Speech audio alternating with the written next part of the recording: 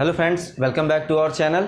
हमने 2 पार्ट पढ़ लिया सेकेंड चैप्टर का। अब हम थर्ड पार्ट स्टार्ट करने जा रहे हैं। तो थर्ड पार्ट में हम पढ़ेंगे कि गॉस के लॉ के जो एप्लीकेशन हैं, मतलब अनुप्रयोग हैं, वो कैसे काम करते हैं, कैसे हम उनके हेल्प से किन किन चीज़ों के लिए इलेक्ट्रिक फील्ड इंटेंसिटी मतलब विद्युत क्षेत्र की तीव्रता पता कर सकते हैं। ठीक है, लेकिन इस चीज़ को अप्लाई करने के लिए जो गॉस का नियम है उसको सभी चीज़ों पे लगाने से पहले हमको एक चीज़ जानना ज़रूरी है कि उसमें एक पॉइंट होता है जिसको हम बोलते हैं गॉसियन सरफेस, गॉसियन पृष्ठ कहते हैं हिंदी में। उसके बारे में जानना ज़रूरी है क्योंकि हम उसका यूज करेंगे। ठीक है, तो सबसे पहले जान लेते हैं कि गॉसियन सरफेस या गॉसियन पृष्ठ क्या होता है। ठीक है,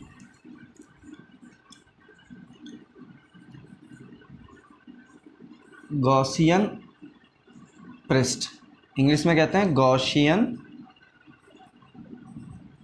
सरफेस।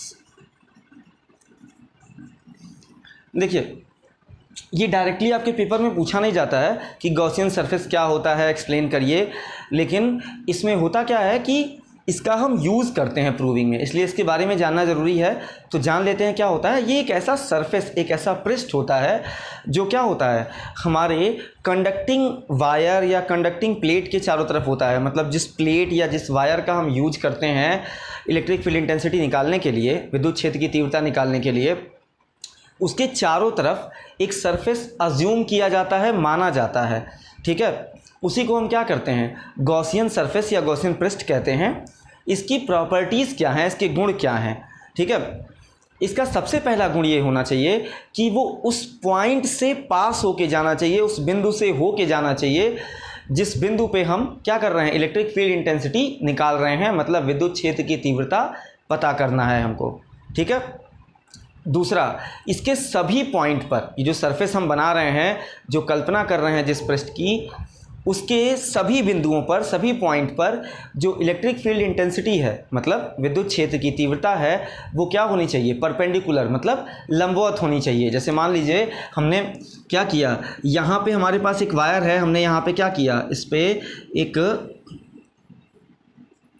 प्लस, ये हमारे पास क्या एक वायर है। ठीक है, हमको इस पॉइंट पे इलेक्ट्रिक फील्ड इंटेंसिटी निकालनी है, तो हम क्या करेंगे, एक गॉसियन सरफेस बनाएंगे, गॉसियन पृष्ठ बनाएंगे जो इस पॉइंट से पास होके जाना चाहिए, और वो जो सरफेस होना चाहिए वो सिमेट्रिकल होना चाहिए। सिमेट्रिकल मतलब अगर हम उसके बीच से एक लाइन काटे हैं तो वो दूसरे वाले पर पार्ट पे, पहला पार्ट दूसरे पार्ट के ऊपर फिट हो जाना चाहिए। ठीक है, जैसे मान लीजिए ये मार्कर है हमारे पास, अगर इस मार्कर को हम बिल्कुल बीचों बीच से ऐसे काटें 2 हिस्सों में, तो पहला हिस्सा घुमा के दूसरे हिस्से के ऊपर रखेंगे तो ये दोनों क्या हो जाएंगे, एक दूसरे के ऊपर फिट हो जाएंगे बिल्कुल। ठीक है, लेकिन अगर मान लीजिए हम इस तरह से कोई सरफेस बना दें, ठीक है, और अब हम इसको बीच से काटें, चाहे ऐसे काटें चाहे ऐसे काटें, जैसे भी काटें। ठीक है, तो देखिए ज़रा, अगर हम इसको ऐसे काटते हैं तो ये 2 पार्ट में डिवाइड हो गया, लेकिन अगर इस पार्ट को उठा के इस पे रखेंगे तो ये बिल्कुल पूरी तरह से इसके ऊपर सेट नहीं होगा। ठीक है, तो ये सिमेट्रिकल नहीं होगा, मतलब सममित, हिंदी में क्या कहते हैं, सममित, सममित नहीं होगा। ठीक है, तो हमारा जो सरफेस होना चाहिए वो क्या होना चाहिए, सिमेट्रिकल या सममित होना चाहिए। ठीक है, तो यहाँ पे हम क्या अज्यूम करेंगे, हम काम करते हैं एक वो मान लेते हैं बेलन, मतलब बेलन को क्या कहते हैं, सिलेंडर, इंग्लिश में बोलते हैं सिलेंडर। ठीक है, हम एक सिलेंडर अज्यूम कर लेते हैं यहाँ पे। ठीक है, अब देखिए क्या प्रॉपर्टी बताई है मैंने, कि जो सिलेंडर होना चाहिए वो इस पॉइंट से पास होके जाना चाहिए। मतलब मान लीजिए ये पॉइंट हमारा, मान लीजिए यहाँ पर है, यहाँ पर। ठीक है, तो देखिए अब सिलेंडर जो है इस तरह से बना हुआ है, सिलेंडर इस तरह तो होता है, बेलन ऐसे ही है। ठीक है, हमने मान लिया यहाँ पर कोई एक पॉइंट है जो इसके ऊपर बिल्कुल यहाँ पे है। ठीक, इससे पास होके जाना चाहिए। इसके सभी पॉइंट पे जो इलेक्ट्रिक फील्ड होना चाहिए वो क्या होना चाहिए, इसके परपेंडिकुलर होना चाहिए। तो देखिए सरफेस कहाँ है इसका, अगर हम सरफेस देखें तो बाहर की तरफ बन रहा है, और ये देखिए ये क्या है, परपेंडिकुलर, इसके सरफेस के परपेंडिकुलर। ये यहाँ देखिए,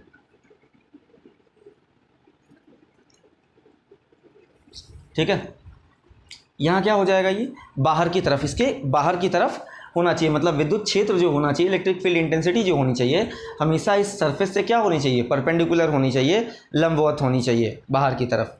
ठीक है, तो आशा करता हूँ आपको ये चीज़ें समझ में आई। इसके बाद हम अगले टॉपिक की तरफ बढ़ेंगे।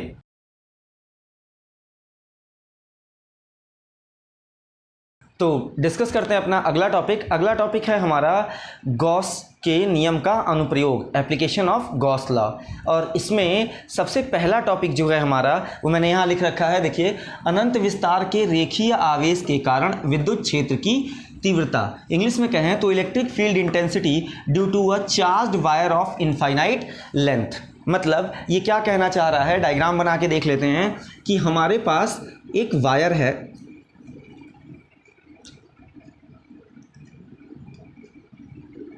जिसकी लेंथ क्या है, इनफाइनाइट है। ठीक है, इसकी लेंथ क्या है, इनफाइनाइट, मतलब अनंत है, बहुत ज़्यादा लंबी है। ठीक है, और हमको इससे कुछ डिस्टेंस r पर एक पॉइंट है, यहाँ से एक डिस्टेंस r पे एक पॉइंट P है, जहाँ पे हमको क्या करना है, इलेक्ट्रिक फील्ड इंटेंसिटी, विद्युत क्षेत्र की तीव्रता ज्ञात करनी है, पता करना है। ठीक है, और ये क्या है हमारा, चार्ज्ड है, मतलब आवेशित है। ठीक है, अब देखिए, सबसे पहला काम हमको क्या करना है, सबसे पहला काम हमको ये करना है कि इस वायर के, इस तार के चारों तरफ एक गॉसियन सरफेस बनाना है। ठीक है, अब गॉसियन सरफेस अगर हम बनाते हैं तो यहाँ देखिए, गॉसियन सरफेस हो कितने तरीके के सकते हैं। ठीक है, नॉर्मली हम दो तरीके का गॉसियन सरफेस यूज़ करते हैं। एक होता है हमारा सिलेंडर, ठीक है, जिसको हम हिंदी में बेलन कहते हैं। ठीक है, और दूसरा होता है स्फेयर, जिसको हम गोला कहते हैं। ठीक है, यही दो टाइप के होते हैं हमारे नॉर्मली, जिनका हम यूज़ करते हैं। होता है एक दो टाइप का और भी है, लेकिन नॉर्मली हम यही दोनों यूज़ करते हैं। ठीक है, तो यहाँ पे हम कौन सा यूज़ करेंगे, यहाँ पे हम सिलेंडर यूज़ करेंगे। क्यों सिलेंडर यूज़ करेंगे, क्योंकि अगर हम स्फेयर बनाते हैं तो स्फेयर बहुत बड़ा बनाना पड़ेगा। ठीक है, और जो हम उसके लिए क्या होगी, बहुत ज़्यादा जगह लेनी पड़ेगी। अगर इनफाइनाइट लेंथ का है तो हमको सेंटर रख के बहुत बड़ा, और उधर जितना लंबा उधर होगा उतना इधर भी होगा। ठीक है, चारों तरफ। अगर मान लीजिए हम स्फेयर लेते हैं तो हमको बहुत बड़ा स्फेयर लेना पड़ेगा। ठीक है, इसीलिए हम यहाँ क्या लेते हैं, सिलेंडर लेते हैं, ताकि हमारा इजीली काम हो जाए। हमको केवल लेंथ ही तो इनफाइनाइट ले जानी है, चौड़ाई, ब्रेथ तो ले नहीं जानी है, उससे तो कोई मतलब नहीं है ना। हमको इसी वायर को कवर करना है। तो अगर हम यहाँ सिलेंडर बनाएंगे तो हमारे लिए क्या होगा, ईजी होगा। ठीक है, तो हम यहाँ क्या करते हैं, एक सिलेंडर बना लेते हैं, इसकी लेंथ क्या है, फाइनाइट है सिलेंडर की। ठीक है,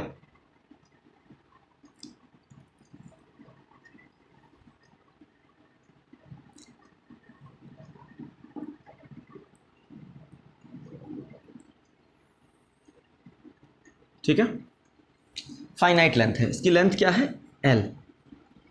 नॉर्मली इस जो लेंथ हम मान रहे हैं ये क्या होता है, ये सिलेंडर की हाइट होती है।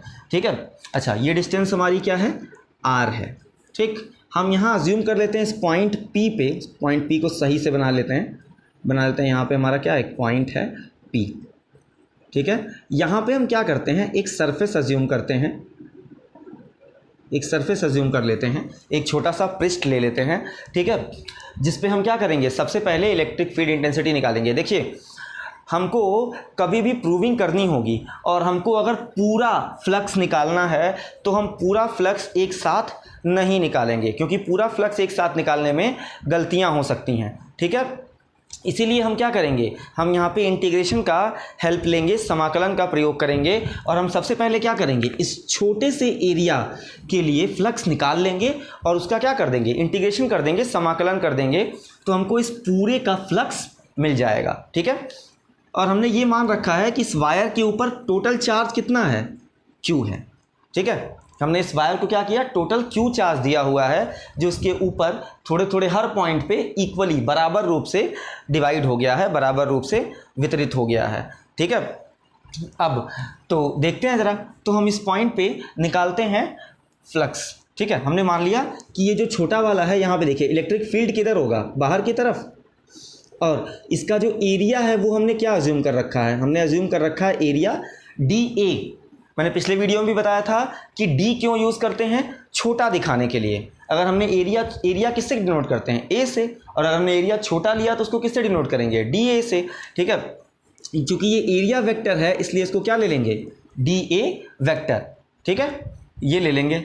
अच्छा, अब ज़रा फाइंड करते हैं। तो इस छोटे से एरिया के लिए अगर हम फ्लक्स निकालें तो चूंकि एरिया छोटा है तो फ्लक्स भी क्या होगा, छोटा होगा।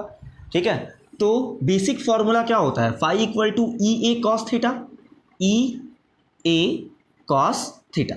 ठीक है, अच्छा, लेकिन यहाँ पे जो एरिया है वो क्या है, डी ए है, तो हम एरिया को क्या ले लेंगे, डी ए ले लेंगे, D phi equal to E D A cos theta. अच्छा, थीटा क्या था, मैंने पिछले वीडियो में भी बताया था आपको कि जो थीटा है वो ई और डी ए के बीच का एंगल है, कोण है। तो देख लेते हैं ज़रा ई और डी ए के बीच में एंगल कितना है।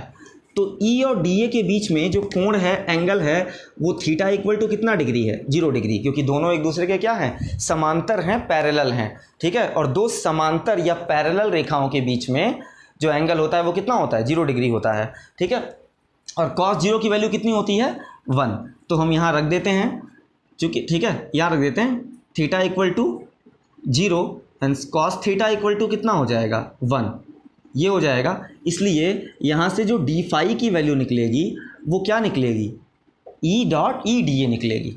ठीक है, अच्छा, अब हमको क्या करना है, हमको इस पूरे के लिए फ्लक्स निकालना है। ठीक है, तो हम क्या करेंगे, टोटल फ्लक्स निकालेंगे अगर तो इंटीग्रेट कर देंगे, समाकलन कर देंगे। तो टोटल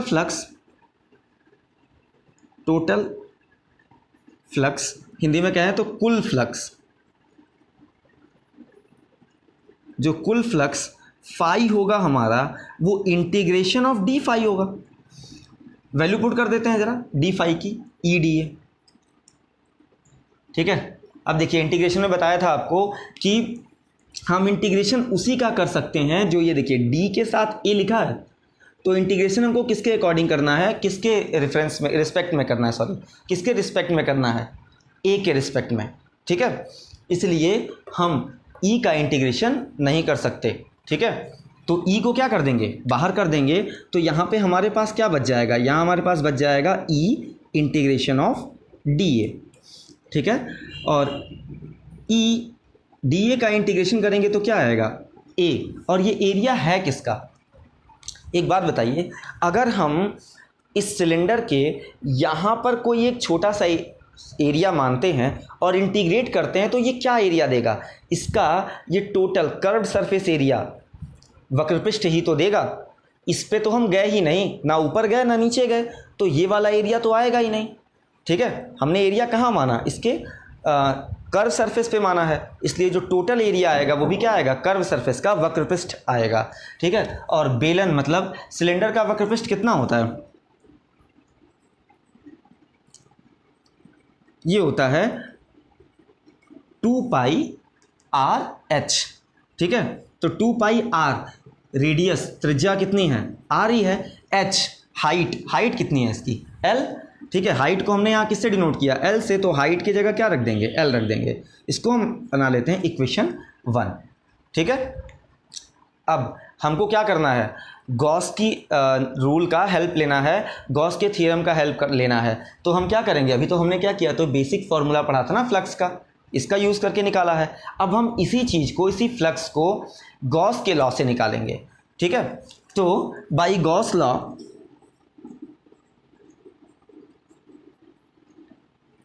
गॉस के नियम से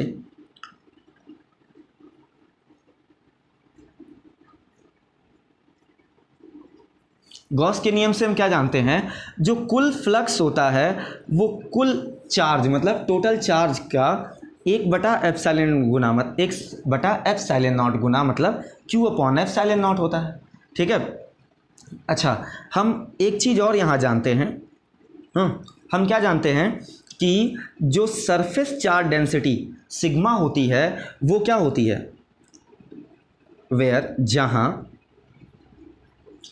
सरफेस चार्ज डेंसिटी मतलब पृष्ठ आवेश घनत्व जो होता है सिग्मा बराबर क्या होता है, Q/A होता है। तो यहाँ से अगर Q की वैल्यू निकालें तो A को इधर मल्टीप्लाई कर देंगे, सिग्मा इंटू A हो जाएगा। ठीक है, अब ज़रा हम लेकिन सॉरी अबे गलती हो गया यहाँ पे, ये वाली लाइन गुलाम के नियम से फिर से कर लेना, बस 4-5 लाइन गुलाम के नियम से फिर से कर ले रहे हैं। वो लाइन चार्ज डेंसिटी लिखना था, सारा सरफेस चार्ज डेंसिटी मार दिए, काटना था। ठीक है, तो यहाँ तक हमने क्या कर लिया है, सब कुछ कर लिया। अब हम गॉस के नियम से यूज़ करते हैं। ठीक है, तो Gauss law by Gauss law या गॉस के नियम से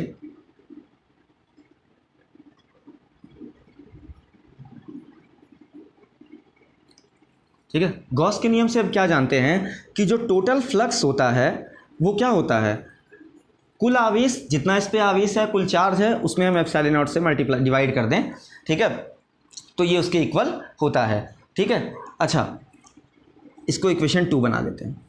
लेकिन हम क्या जानते हैं, हमने लाइन चार्ज डेंसिटी मतलब रेखीय आवेश घनत्व का सूत्र पढ़ा है, फॉर्मूला पढ़ा है। लैम्डा इज इक्वल टू क्या होता है, लैम्डा इक्वल टू होता है Q अपॉन L।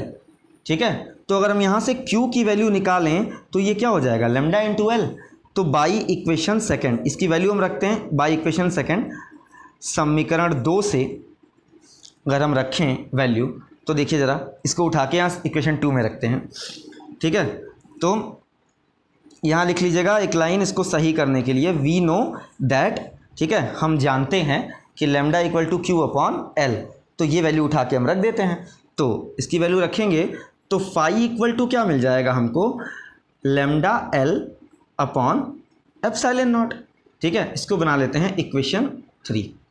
अब एक चीज़ देखिए, हमने 2 अलग अलग फार्मूले से, एक बेसिक फार्मूला जो था हमारा उससे और एक गॉस के लॉ से, हमने दोनों केस में क्या निकाला है, टोटल फ्लक्स ही तो निकाला है, और वो भी एक ही सरफेस के लिए, सेम सरफेस के लिए, कहीं भी कोई डिफरेंस नहीं है। सेम सरफेस के लिए अगर 2 अलग अलग फार्मूलों से सेम चीज़ निकाली जाती है तो उसकी वैल्यू हमेशा क्या आती है, इक्वल आती है।